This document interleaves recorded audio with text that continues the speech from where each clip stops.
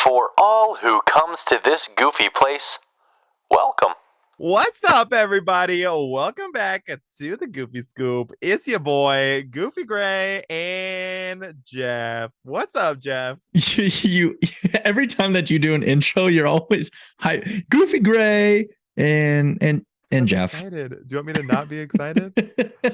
No, I'm talking about when you introduce me, you're just like, and Jeff. But it's no big deal. Okay, fine. I'll do it better. Ready? I mean, I was gonna roll with it. I didn't care. No, it's fine. I'll do it better.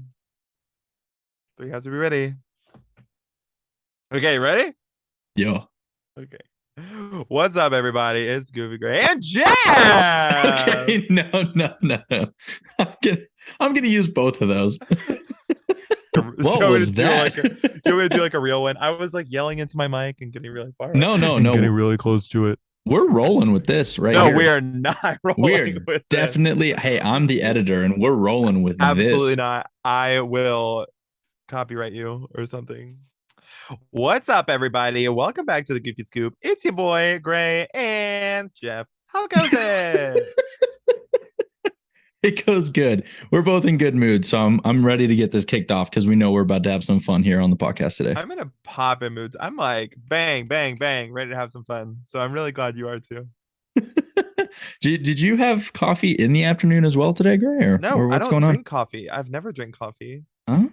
Okay. I don't like coffee. It's disgusting. I just have energy. You know, woke up at 5 a.m. this morning. We're like, bang, bang. Actually, I woke up earlier than that. It was like 4. I got up at like disgusting. 4. I went to bed at 4. No. But I love the smell of coffee. I hate the taste of it. So amen. You know, I love waking up to the smell of it. Like that's one of my favorite memories on like family vacations or like reunions or even staying, I guess, the night at my friend's house, always waking up smelling coffee. Hated to drink it, love to smell it. Classic. But yeah, why don't we go ahead and tell everybody what is going on today on the Goofy Scoop podcast? Well, my friends, today we have a lot of questions because here's the thing. There are some things in Disney that just don't make sense. Not just the parks, but like in the movies and like some other stuff. We just aren't sure what's going on. And we are here to ask the questions and get each other's input, but also get your input because I want to know. Well, is it to the point where it doesn't make sense, or is it just a deeper thought where it's like, okay, I actually haven't thought about this in that perspective before? Honestly, it could be both.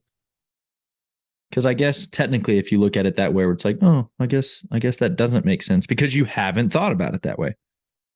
Yeah. I like deep thinking. It gives me a headache, but I love it. Well, here we are. We're at the deep thought. In the big blue world. That's where we are. Nice. Yeah. Anyway, Jeff, why don't you get us kicked off? What's our first question? Get it kicked off. Yeah, with our first question. All right. So I'm just going to base it kind of off of the list that we had. So I'm just going to read from my phone because I don't have all these memorized. There's no way. Great. Yeah. So the first one, which Gray, you sent me, is if Buzz Lightyear didn't know he was a toy, why did he freeze himself and act like a toy when Andy entered the room? Great question. Love it. Which it makes sense with the other toys, but with Buzz Lightyear, it does not.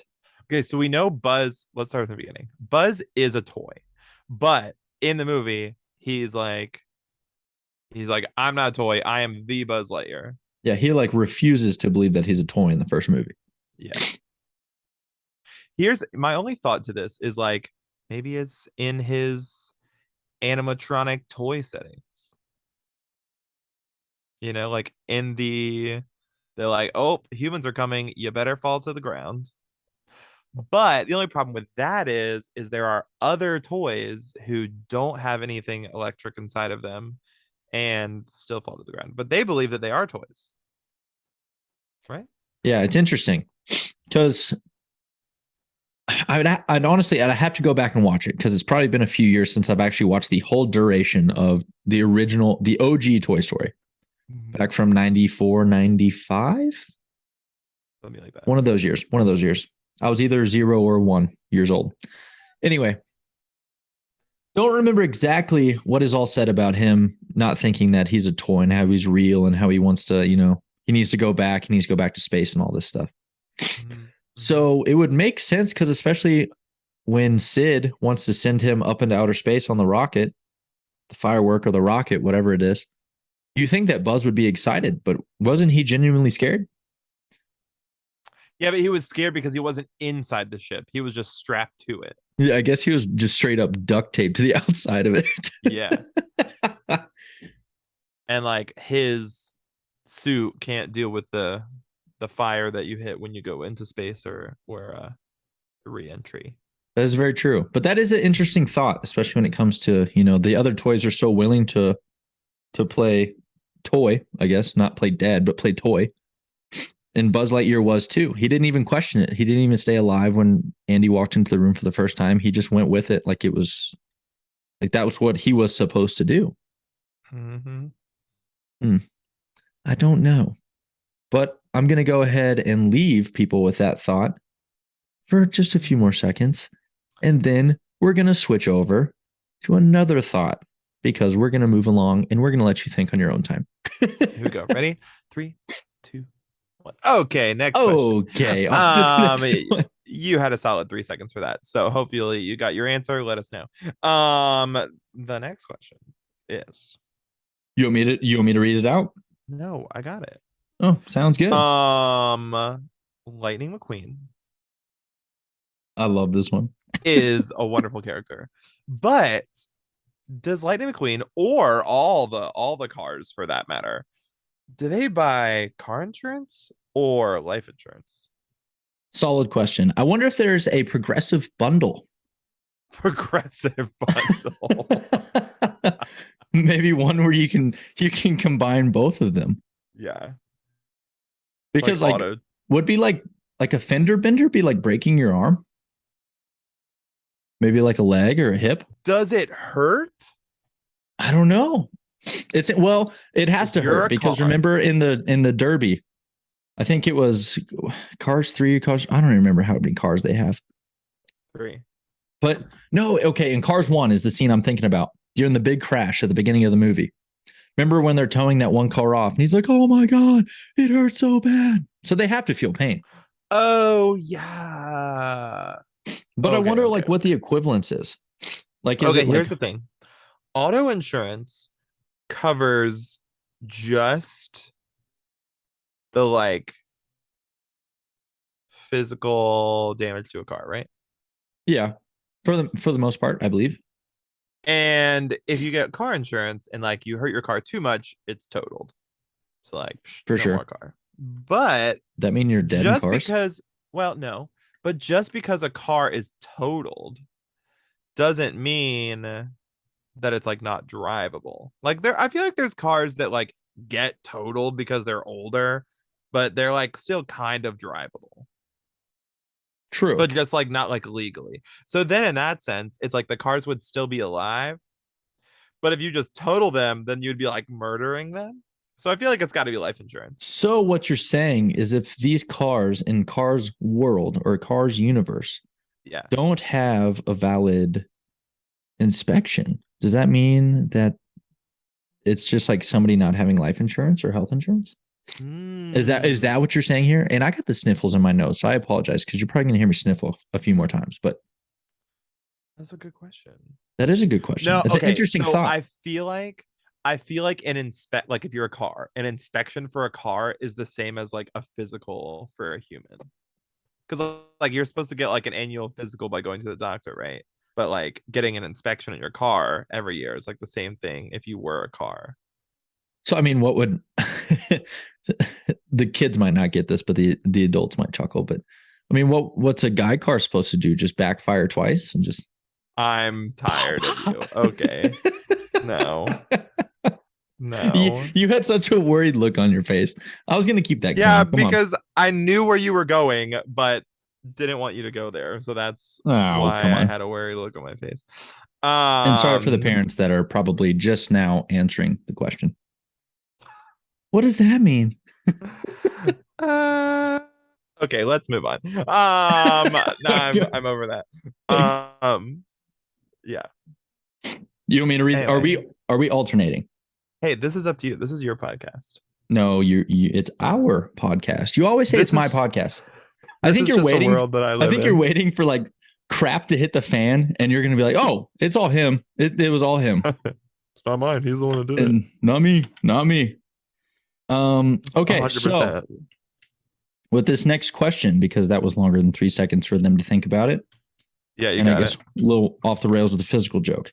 So, what if another girl? This is involving Cinderella, by the way. If people don't know, what if another girl who wears a size 6 shoe, tiny foot, had decided to go to the ball that night? My first question is, how do you know that Cinderella is a size 6? Did they say that in the movie? I don't know.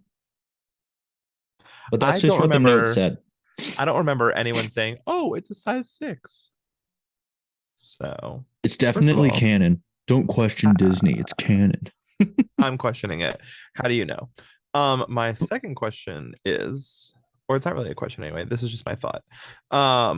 If the glass slipper is size 6, but like it's Cinderella, it like has to fit her foot. I also feel like the shoe is magical because like the fairy godmother made it like a perfect fit, like perfect, and so like it might kind of slide onto other people's feet, or it's like so magic that it like changes size so it only fits Cinderella's feet. Yeah, like it fluctuates maybe, or like it's like I don't know, because I mean, if it's a perfect size 6. A woman with a shoe size of 5.5 can still fit in a 6. It's going to be a little bit big, but she could probably pass the test. Yeah, especially, I mean, yeah. Especially if she's been walking all day and her feet are a little bit swollen.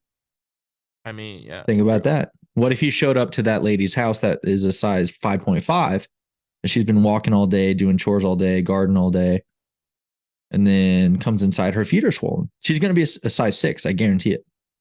Here's what I don't understand about Cinderella in general is how/why did like Prince Charming not realize it was her like immediately by the way she looked? I was reading something on this when I was doing a little bit of research on like fun, wacky questions with Disney concerning these.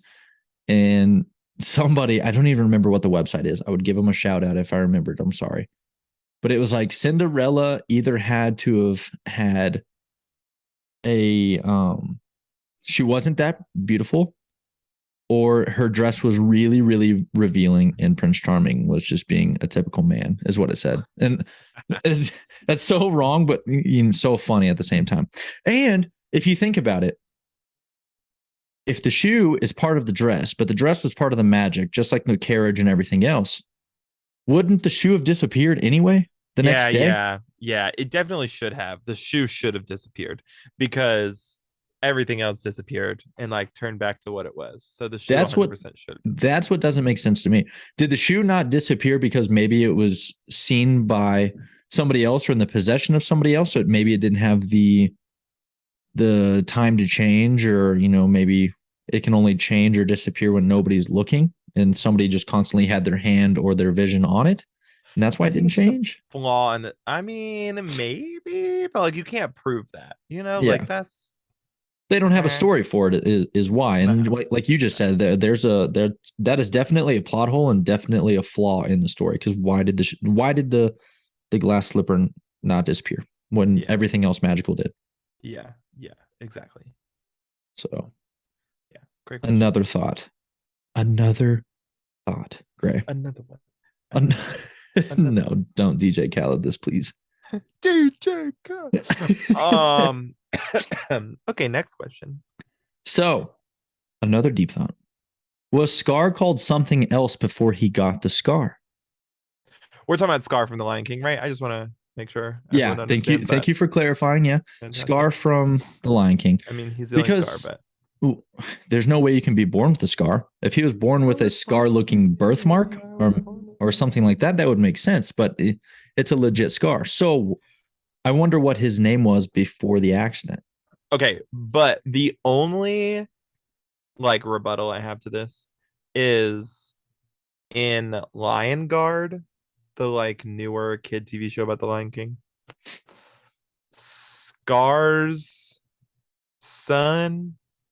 I think it's a son at least. I know Scar like dies at the end of the Lion King, but like I think Scar's son like comes back in the Lion Guard or like was already born. Anyway, Scar's son also has a scar. What? So like, but I I haven't think seen Lion Guard, so yeah. But I think he has a scar so that you know like it's who it Scar's is. son. Yeah, Right. But in my head, if that's the case, if Scar's son like has a scar, then it must be just be a birthmark that looks like a scar. Because nowhere in the Lion King does it show or say that the scar came to be. true. Like it doesn't show an accident. Yeah, because I don't know. Like ever since I was a kid, I've always just kind of assumed that Scar lost to not Simba but Mufasa. Mufasa. Yeah, I always thought that they just kind of lost, and maybe that's why Mufasa was able to get the throne. I don't. That's just always been my thought. I never really thought of him having a name before he got the scar, and then he just got nicknamed Scar. I thought Mufasa got the king because he was the oldest. I don't know. Because that's how like royalty works. Is like the oldest son becomes king, and then it's like his first son, and then the brother. For sure. So like like Mufasa dies, it would become Simba, but Simba runs away. So then it's Scar because Simba doesn't have any kids. True. I don't know. That's just always the thought I had as a kid before I even kind of really knew how royalty works. So that always just kind of like stuck in my head. Mm-hmm. And I don't know. Animal Kingdom's a little different too. Like you have to work your way up to become the alpha. If I can talk today, I'm having an issue talking today. Well, that's okay. It happens. But yeah, that is a deep thought. Why is Scar called Scar? Did he have a name before it? I don't know. Or was he born with it? Maybe he gives scars to other people. And so they nicknamed him Scar because he's evil. I don't know. Disney writers, we need answers, please. Yeah. Please reach out and let us know. Yeah. Okay, next question. Which I feel like is fairly simple. Why? Mickey Mouse. Yeah. Why does Mickey always wear gloves? Why does he always wear gloves? Like, have you ever seen Mickey Mouse without gloves? I think there's one or two episodes where he like gets off of work, unless this isn't like Disney owned or Disney canon. But I think there's like one or two episodes where I've seen him take his gloves off for like a bath.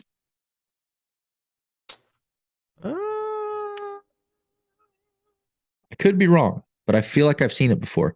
I feel like it was in that one episode where he puts the seal in the shower. I'm going to Google it because I honestly have no idea. I've definitely seen Mickey without his yellow shoes on. That's he's definitely taken his shoes off before. Yes, but does Mickey have gloves in Steamboat Willie? No, he doesn't. Nope. So at some point, he got the gloves. Mickey Mouse, no gloves. Yeah, he definitely didn't have them in Steamboat Willie. I'm definitely looking at it right now. The original Mickey didn't have gloves. So when did Mickey get gloves? Because that's the question. When did Mickey Mouse get gloves? He got gloves in 1929, it says. In the Opry House episode, the gloves made their debut appearance as part of his stage costume, but then was added as an effect of distinguishing his hands from his body. Okay, that kind of makes sense. Yeah. Because in Steamboat Willie, it is honestly kind of hard to see it sometimes in some frames. Because you'd have to outline it with white or like a very light gray line to be able to see it against his chest or his side. Yeah. Okay, so the gloves are just to like distinguish there. Okay, great. Yeah. So I guess with that one question, which we just kind of debunked. Yeah, we just debunked that one. Why does Mickey always wear gloves? To distinguish his hands from his body, which I guess he doesn't know that, but the writers and the illustrators do. Mm-hmm, mm-hmm. But that is why, I guess. That is one. Hopefully that is one. Because I like leaving a little bit of mystery. Hopefully that is just the one that we do answer today. Okay, next question. Go ahead. In Finding Nemo, Nigel, the bird, the pelican, yeah, comes and like picks up Nemo, right? Like in his mouth. Right. Why didn't the other fish that were in the tank just jump into Nigel's mouth also? And then they all could go to the ocean rather than in the end just being in the bags. What was the name end. of the fish? The black, white, and yellow one? Gil? Gil, yeah, good memory. I think Gil. it's just because Gil was so stubborn, and I think everybody else was just kind of following Gil, and Gil was so dead set on his plan to just use the bags to roll across the street, but he didn't think about the bags not opening up when he got in the ocean. So I mean, but truthfully, I don't think the bags would float on top like that. Like they did in the movie. The bags would not float like that. They would go down. They would like float at the top, but they would go down a little bit because the water level would be equal. Like the water in the bag would be equal with the top of the ocean. Yeah, and it would just leave the air above the water level. Right. Yeah, I've never really thought about that. And you can easily, I mean, they all communicate as well. So they could have easily grabbed a crab or something that was on the pipes underwater and, hey, pop this bag for me real quick. Yeah, something. They could have easily worked something out. Or you see in the movie that all the drains lead to the ocean, and you like go up through the tube and boof, it goes like into like the bubbles are coming out into the ocean, and that is where Marlin, somebody like goes through the pipe and like comes out into the ocean, and it comes through the pipe, and the crabs are like like right there at the bubbles. Yeah. So if the crabs are right there at the bubbles, and that's where you come through through the pipe into the ocean, the crabs would probably like snip it, right? Yeah, and even if they didn't, they could just ask real quick before they float all the way at the top. But am I forgetting, like, did the fish actually like go down to the road and like roll into the water, or did they go through like down the drain also? I remember them rolling across the street. I remember them going out of the window. Okay, that's what I remember. So then that's why they're on top of the water. Now, Nemo, I think just Nemo, I don't think his dad went through the pipes. Nemo went through the pipes. Got sucked through the sink, remember? Why Darla was getting her teeth. Yes, because the bag burst. Yes. He burst, burst on the table due to the scalpel. Yes. Or maybe not scalpel, but hopefully you don't have a scalpel at your dentist office. Please leave if you do. But yeah, I don't know. Like, that's a good question. Like, why didn't they all just hop into the pelican's mouth? Maybe they didn't trust Nigel, the pelican. I'm trying to remember the whole scene.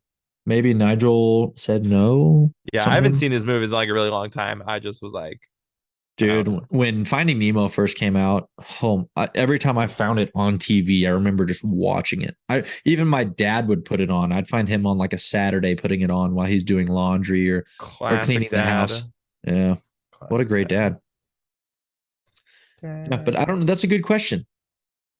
That one I really can't think of, other than the fact of Gil just might have been too stubborn and wanted to do his own plan and ended up backfiring a little bit. I don't know. However, next question. Yeah, next question. Move on. Let's see. I don't know if this one might make the list or not. Let me read it just real quick. Yep, I was about to say we basically kind of answered that one. It's just like, why didn't the glass slipper disappear at midnight? So we'll skip on to the next one. We kind of covered that already. Interesting one with Monsters Inc. However, if the monster's whole point is to scare the children to provide energy for Monstropolis, that's what it's called, right? Monstropolis. Yep. Then why were the monsters just as, or if not even more afraid of the children? Because they were afraid of like getting shaved or whatever. Because when that sock was on that guy, the 2319, they had to they'd burn him alive. They thought he was gonna get like COVID or something. Yeah, they thought he's gonna have a sock pandemic in Monstropolis due to a child. Hey, you never know. We're on lockdown. Have fun with that, Monstropolis. Yeah, sucked here. Honestly, I don't know. It's a good question. And why was Boo so not scared of the monsters, except for Randall? Yeah, she was afraid of Randall, which is kind of funny though, because her costume looked almost very, I say almost, but I mean similar to Randall. It had two eyes. It did kind of have like the similar 2 eyes. It was purple. But Multiple Randall arms, didn't if I really remember right. have like the big antennas, and the eyes of her costume had like the big antennas on them. So Yeah. I don't know. That's interesting because, oh man, I don't remember exactly what I remember seeing, but I remember seeing something about Boo in Sully in another movie. But I don't know. She was really attracted to Sully. The two of them are an Easter egg in something. Yeah, and I know, can't like, remember what it was. I think it's they're like somebody's carved. poster or something. They're carved in wood in Brave. Yeah, I remember seeing that. I don't know what else is though. I I don't want to know. say there was like a poster or something in another movie. I could be wrong. Maybe Big Hero 6. I don't remember. But that came out after. Yeah, that doesn't. I mean, that's fine. That's like a big thing. Mm, Brave came I out don't know. after too. But I mean, just overall, it is interesting though. Like, why are the monsters so afraid of the children, other than the 2319? But 2319. I mean, at the end of the day, if the worst part is you just having to get shaved, it's really not that bad. Unless they like, if you get touched by like a kid and they're poisonous or something to the touch, that'd be a little bit different of a story. I can understand why they'd be deathly afraid, and they have a risky job. I mean, the hazmat people are the ones who like shaved the guy that had the sock on his back. Yeah. I don't know. Interesting question. I want to know why they were so afraid of the kids. Like, what was it about the kids that made the monsters so scared? Okay, next question. You like sit there and like you get like this look on your face, and you're just like, okay, next. That I'm giving everyone time to think, and then I'm like, oh, let's keep going. For sure. I like things to move. I don't like waiting for stuff. Anyway, next question. Now we're talking about Beauty and the Beast. I like this one. All the servants in the castle became furniture or teacups or something. Something part of the house, basically part of the mansion castle. Where did all of the original furniture go? Exactly. Or did the original furniture become alive?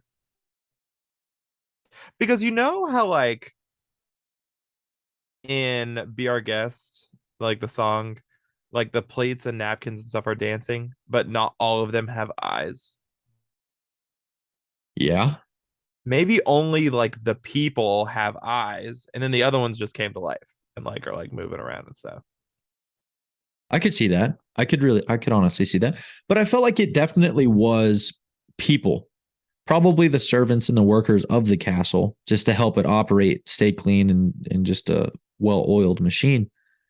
Because they already had, I mean, well, I don't know, because they also had names that kind of fit what they were. So maybe they got the names after they turned into furniture, or maybe once the furniture became lifelike. No. I think that just like happened to be their names when they turned into like the characters. You think so? Like Chip, I think was like a nickname or something. Then he just like happened to become a chipped cup that had a chip in it. Yeah. Because like it would be bad. Like, what are their actual names if they were something else? And then they got named after they became like the things. Yeah. Like Cogsworth. It's not really like a clock. No. Yeah, that's true. Unless, let's see. Unless that's what clock is in French or something. A Cogsworth clock. Oh, is that a thing? No. It's just Cogsworth clock is his name. Is Cogsworth British? He's clearly British. Cogsworth he moved there from England. I have a terrible British accent. See. I'm sorry. I'm really sorry if that is Cogsworth? Why is his name's Cogsworth? Cogsworth. There we go. Okay, so let's see. Disney fandom. Shouting out to you. Possible answer, Disney Wiki. Wiki. Boarding character, blah, blah, blah, blah, blah. Cogsworth is the most powerful figure in the castle, second only to the master himself, which I didn't know that. I figured. Me neither. I figured it would have been the Lumiere. Yeah, the candlestick Lumiere, which Lumiere makes sense. Let's see. Cogsworth and Lumiere are best friends and share a brotherly relationship. We know this. However, they are also rivals at times. True. Yep. Cogsworth's ultimate goal is to retire early and spend the rest of his days in a seaside shack where he'll indulge in lounging and tea. I want to know why his name is Cogsworth. Let's see. Maybe he became a clock because he was always telling what others to do and keeping everything on schedule. Time. You got exactly. To be on time. Maybe that's what it is. Maybe. Oh, let's see. Cogsworth acts as something of a peacekeeper. There's a little. That's probably what it is. Then he probably became a clock because he probably made sure everything was running. Especially if he was the master's. What's up with the accents? Time to go to bed. Time to go to bed. I don't know. I'm really bad at that. I don't even know what I'm saying. It almost sounds a little bit more Middle Eastern than it does British. Middle Eastern. I don't know. I don't know. I don't remember what Cogsworth sounds like. It's definitely a very different voice, like one of a kind almost, if I remember right. Which is why I can't do it because it's obviously British, but I just don't remember what it exactly sound like.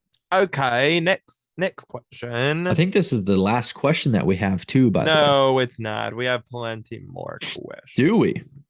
I have like 3 more. Oh, okay. Well, anyway, that works. Next question. If most Disney queens are evil, do princesses in the future become the queens and become evil? Yeah, is it something we have to look out for? When I saw this question, I don't remember where I found the question, but I was like, ooh. I was like, we're on to something. We're on to something here. Okay. Let's name the Disney queens and then like match them to their next person in line to the princess. Oh, you'd be better at that. So the evil queen, obviously, is with that's like her name. Obviously. Is Sleeping Beauty, Aurora, right? I believe so. I'm so bad at this. I know like a lot more like Disney park fun facts rather than like movie facts, because like movies I just like shut half my brain off and I'm like, oh, that's their name. 2 hours later I'm just like, I don't know their name. You should go watch movies. Anyway, so you have the evil queen, and she's evil because she's evil, but she's not Aurora's mom. No. So like Aurora, didn't she get banished or something? Yeah, I think so. So I feel like she's a queen of evil land, and then Aurora's a princess of nice people land. True. Kind of like Rapunzel. Okay. Because like Rapunzel's a princess of her kingdom, but her mom is the queen who's not evil. And I was going to say, technically, I guess she's not evil, but it's always just some side character. It's like Mother Gothel is evil, but she's not the real mother. She just kidnapped Rapunzel. So is this even a legit question that I found? That's what I'm thinking. I don't think so. Because if it was, how do you explain? This kind of goes into my next question. Elsa becomes a queen, but she's not evil. Her mom just died. True. On the way to go see Tarzan's parents, which also died. Fun fact. Or no, actually Tarzan's parents. I'm a little off track. Tarzan's parents were going to go to Elsa's parents' castle. This is the story, right? No, I thought the story was Elsa and Anna's parents shipwrecked and became Tarzan's parents. So they're all brother and sister. Oh, is that what it is? But then in the second Frozen movie, Elsa and Olaf are like exploring the boat and figure out that water has memory, and then you see like the king and queen dying or like getting like rushed with water, which is like them would have been dying. So it like kind of isn't completely true. But like it could. They look a lot alike. Okay. I still like to think that that's where Tarzan originated from. Yeah, I like that story. When that first came out, I was like, wow, that's very interesting. I think we got a little off topic there though. If they're like all connected. Anyway, yeah. No, my next question was kind of goes because we were talking about Elsa. So Elsa becomes a queen, and then like Anna is like locked in the castle forever as a kid. But like so is Elsa, right? Like before she like gets old enough and becomes a queen. Yeah, so, she didn't leave either. Why is Elsa not interested in like other people or love as much as Anna? Is she just like so afraid because of her powers? Yeah. But like if she's that afraid, I feel like after the movies, like in the second movie when she's like controlling her powers, I feel like she would be interested in love. But like she's not. I don't know, because I mean, there for a while, she's always worried about hurting people after she hurt her sister on accident when they were playing. So maybe she's just afraid to get close to people because of that. Maybe she does. She feels like she might hurt them. Yeah. Hmm. I don't know. I would just tell her to let it go, but that's just me. Let it go. Okay. Next question. Yes, sir. This is a television series question. Interesting. So, in Phineas and Ferb, you know how like Candace is always like trying to bust her brothers and like show their mom what they're doing, whatever. For sure. But somehow, Perry the Platypus is like beating up Dr. Doofenshmirtz, and normally everything disappears because of how Perry is defeating Dr. Doofenshmirtz. Uh-huh. So, is it all a coincidence, or is the big crazy thing that Phineas and Ferb are doing and a distraction for Perry to sneak away to defeat Dr. Doofenshmirtz? And so then on purpose, Perry makes everything disappear so that he can continue to go back and defeat Dr. Doofenshmirtz. Because if the boys were not doing anything all day, they might just want to sit on the couch with Perry and hang out. But then Perry can't sneak away to defeat Dr. Doofenshmirtz. So you're saying that Phineas and Ferb are doing that on purpose, or No. I'm saying that Perry is making things like disappear at the end on purpose.